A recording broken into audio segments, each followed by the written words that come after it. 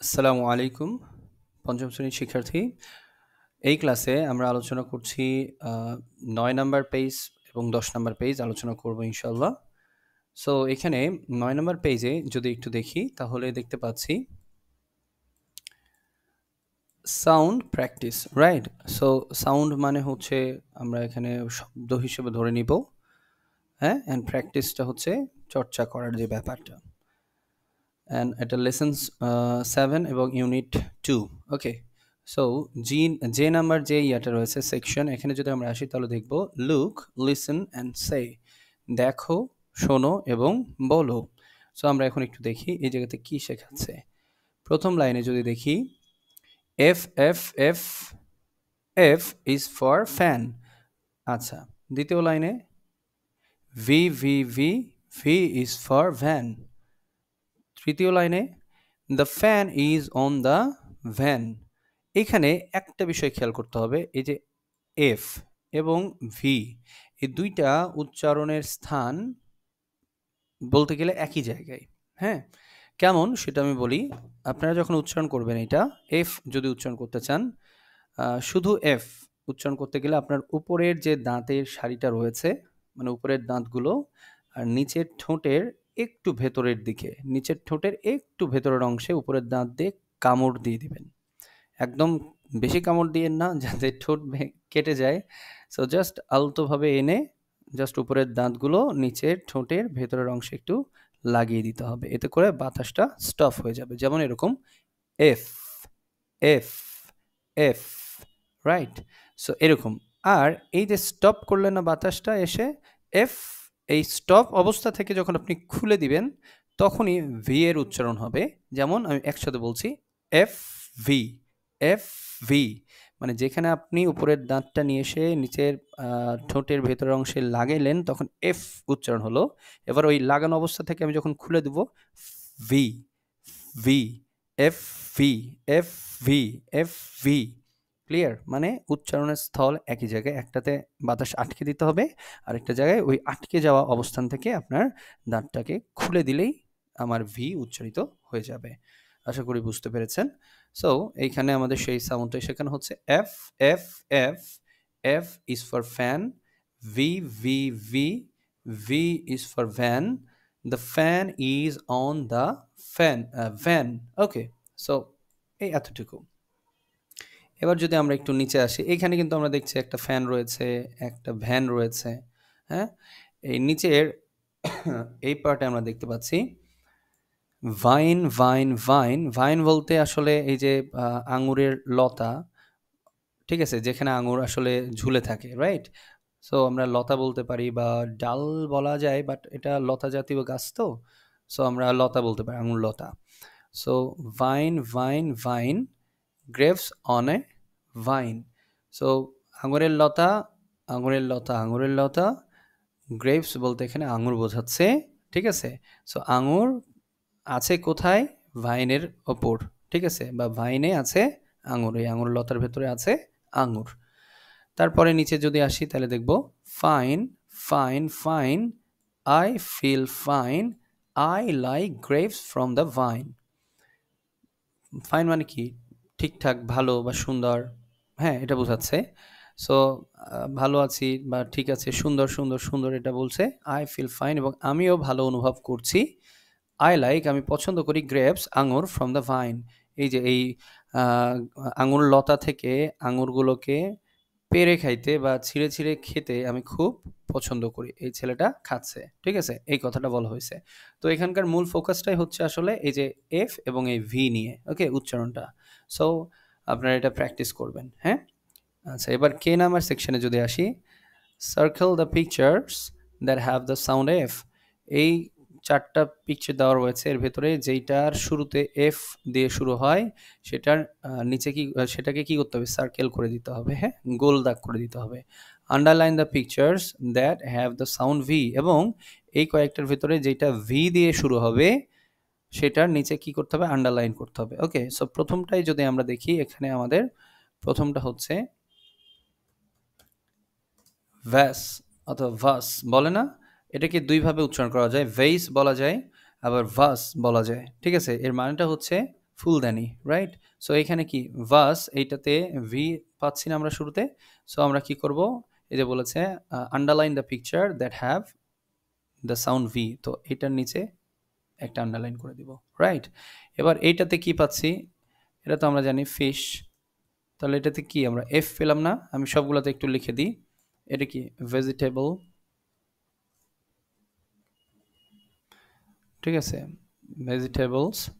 আর এখানে কি এলিফ্যান্ট, হ্যাঁ। সো এই সবগুলোর ভিতরে আমি লিখে দিলাম। এবার দেখেন ফিশ যদি মানে এফ যদি পাওয়া যায় তাহলে আমাদের কি বলেছে, এই যে সার্কেল করতে বলেছে, আমরা তাহলে এটাকে সার্কেল করে দিব। ভেজিটেবল, এখানে আমরা কি পাচ্ছি ভি, সো আমরা এটার নিচে একটা আন্ডারলাইন করে দিব। ওকে, সো এবার আমরা দেখছি এটা কি এলিফ্যান্ট। সো এইখানে আমরা একটু খেয়াল করি ই আছে তাই না শুরুতে, সো ই থাকলে তো আমরা এফ বা ভি কিছুই পাচ্ছি না। তো এই এই একটা জায়গাতে আমরা এভাবে ধরে নিতে পারি পিএইচ, এটা উচ্চারণটা এফ এর মতো হচ্ছে, এলিফ্যান্ট, এলিফ্যান্ট, এই এই হিসেবে আমরা এখানে নিয়ে নিতে পারি যে এটা এফ এর অন্তর্ভুক্ত। সো আমরা এটাকে কি করব, সার্কেল করে দিব। ওকে, সো বেশি সার্কেল হয়ে গেছে। তো এইভাবে আমরা আমাদের এই কাজটা আমরা কমপ্লিট করে ফেলতে পারি, নো প্রবলেম, একদম ইজিলি এই কাজটা আমরা করতে পারবো। সো আশা করি এটা বোঝা গেছে, আপনারা বুঝতে পেরেছেন। আমরা স্কিপ করে নিচে চলে আসছি এবার 10 নাম্বার যে পেজটা রয়েছে সেখানে, এখানে ইউনিট 3 শুরু হচ্ছে, Saikat's family lesson 1 and 2। So এই নাম্বারে কি আছে, সেকশন এতে টক অ্যাবাউট দ্য পিকচার, এই পিকচার সম্পর্কে আমাদেরকে কথা বলতে বলেছে। এই যে এটা হলো এই যে সৈকতের বাবা, এটা হচ্ছে সৈকত, এটা সৈকতের মা, ঠিক আছে। ইনি হচ্ছেন মিস্টার রশিদুল ইসলাম, ইনি হচ্ছেন মনোয়ারা ইসলাম এবং ইনি হচ্ছে সৈকত। আমরা এখন একটু দেখি। তো আরো একটা বিষয় দেখেন, এখানে ইনি কিন্তু সেলাই কাজ করছেন, এখানে ইনি কিন্তু লিখছেন, আর এখানে সে পড়ছে, সৈকত পড়ছে, হ্যাঁ। ওকে, সো শুরুতে আমরা বি নাম্বার সেকশনে যদি আসি, লিসেন অ্যান্ড রিড, শুনতে বলেছে এবং পড়তে বলেছে। সো শুরু করছি।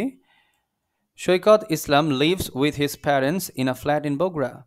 সৈকত বগুড়াতে একটি বাসাতে তার পিতামাতার সাথে বা বাবা মার সাথে বসবাস করে, লিভস মানে বসবাস করা। His father mister Rashidul Islam is a banker, তার বাবা রশিদুল ইসলাম একজন ব্যাংক কর্মকর্তা। But in his free time mister Islam write stories and listen to music, কিন্তু মিস্টার রশিদুল ইসলাম, তাকে মিস্টার ইসলাম বলা হয়েছে এখানে, তার ফ্রি টাইমে মানে অবসর সময়ে, তার অবসর সময়ে তিনি কি করেন, রাইটস স্টোরি, রাইট মানে কি লেখা, স্টোরিজ মানে হচ্ছে গল্প, তিনি গল্প লিখেন, অ্যান্ড লিসেন্স টু মিউজিক, এবং তিনি গান শোনেন। সৈকত মাদার ইজ মিসেস মনোয়ারা ইসলাম, সৈকতের মায়ের নাম হচ্ছে Monowara Islam. She is a housewife, তিনি একজন গৃহিণী, হাউসওয়াইফ মানে হচ্ছে গৃহিণী। In her free time she enjoys swing, ঠিক আছে। সো তিনি যখন ফ্রি থাকেন তখন তিনি এনজয় করেন সেলাই করা, করতে পছন্দ করেন বা উপভোগ করেন। শি মেক্স ড্রেসেস, তিনি পোশাক তৈরি করেন। She often gets orders from her friends and neighbours, তিনি মাঝে মধ্যে তার বন্ধু বান্ধব এবং প্রতিবেশীদের কাছ থেকেও কি পান, অর্ডার পান, হ্যাঁ, মানে ড্রেস বানিয়ে দিতে হবে। Saikat is in class 5, Saikat পঞ্চম শ্রেণীতে পড়ে। He is a good student, সে খুব ভালো একজন শিক্ষার্থী। He wants to improve his English, সে তার ইংরেজিটার উন্নতি করতে চায়। ইমপ্রুভ মানে হচ্ছে উন্নতি করা, ইমপ্রুভ মানে কি বলেন তো, উন্নতি করা। আচ্ছা যদি লিখে দিই তাহলে বেটার হয়, উন্নতি করা। ওকে, সো ইমপ্রুভ মানে হচ্ছে উন্নতি করা, হ্যাঁ। সো হি ওয়াচেস কার্টুনস, তার জন্য সে যেহেতু ইংরেজিতে উন্নতি করতে চায়, সে watches cartoons on TV everyday, সে প্রত্যেক দিন টিভিতে কার্টুনস দেখে, অবশ্যই সেটা ইংরেজি cartoons. He also read English books, এবং সে ইংরেজি বইও পড়ে। He likes books about animals, সে প্রাণী বিষয়ক বইগুলো খুব পছন্দ করে, প্রাণী সম্পর্কে লেখা, স্পেশালি বিশেষভাবে বা বিশেষত টাইগার্স অ্যান্ড লায়ন্স, বাঘ এবং সিংহ বিষয়ক কোনো বই পেলে সে খুবই পছন্দ করে। তো এতটুকুই ছিল এই প্যাসেজটা। এখন এখান থেকে কিছু কোয়েশ্চেন করা হয়েছে, সেটা নিয়ে আমরা একটু আলোচনা করব। Pair work, ask and answer the questions. তো এই কোয়েশ্চেনগুলো করা হয়েছে, এগুলোতে আজকে আনসার করতে হবে, এই কথা বলা হয়েছে। সো 1 নাম্বার কোয়েশ্চেন যদি পাই আমরা দেখি, what is Saikat's father name? সৈকতের বাবার নাম কি? আমি উত্তর লিখে দিয়েছি, mister Rashidul Islam is Saikat's father name. বুঝতে পেরেছেন? এই যে 1 নাম্বারের উত্তর এইটা, mister Rashidul Islam is Saikat's father name. 2 number question, what is Saikat's mother name?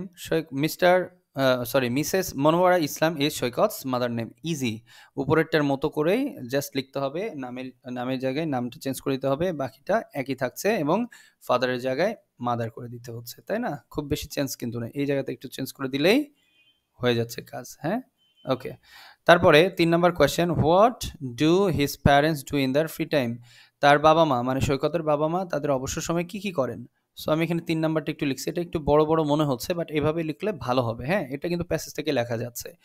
His parents do several things, অনেকগুলো কাজ তার বাবা মা করেন। His father right stories and listen music, এখানে লিসেন্স হবে, রাইট? এই জায়গাতে আমরা লিসেন্স দিব, লিসেন্স, ও ইংলিশ করতে হবে,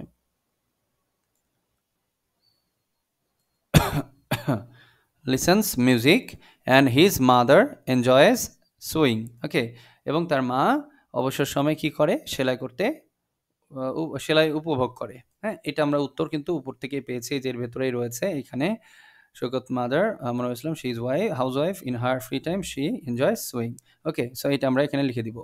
তারপরে দেখেন 4 নাম্বারটাতে যদি আমরা কোয়েশ্চেনে আসি, what does Saikat do in his free time? Saikat তার অবসর সময়ে কি করে? আমরা উত্তরটা লিখেছি, Saikat watches cartoons and reads English books in his free time. Saikat তার ফ্রি টাইমে বা অবসর সময়ে কার্টুনস দেখে এবং ইংরেজি বই পড়ে।